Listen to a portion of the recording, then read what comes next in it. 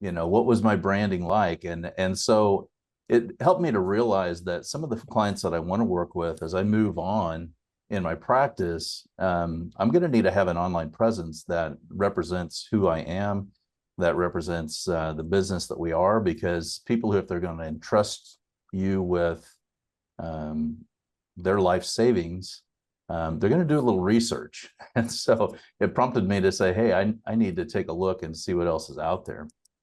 Yeah, we're definitely in that world, right? Where we're all used to at our fingertips, being able to research things. I know a lot of times, like I'll go over to Amazon just because at least I can get that confirmation of like, is this a legitimate business? How many reviews do they have? What are other people saying?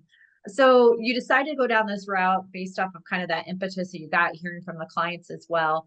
Tell us a little bit more about what the experience was of then when you once you started to dive into it, what was really easy? What were some of the roadblocks or challenges or things maybe you had to peel back a little bit more to kind of reframe your online presence? Well, you're defined as you're represented somewhat by those you're around. So putting my family picture out there where they can see my kids, they can see, I share a little bit about uh, my family history in the nursery business and all of that.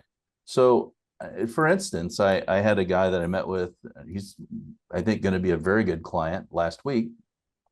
And when I met with him for lunch, he said, hey, I got on your Facebook. I had no idea you were in the ministry for a while. So he clearly, the only place that's out there is he went through my website, he clicked on about Mike, and he went through and looked at all the history that we put out there. But it told him something that he felt a connection to.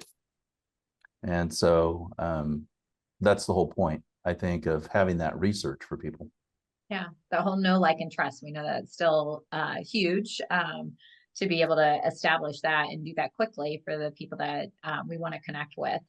So appreciate your time this morning. Remember Mike's try it at work tip of think about that, of doing that research on if you were stepping in your client's shoes, what would you see? How would you think about things?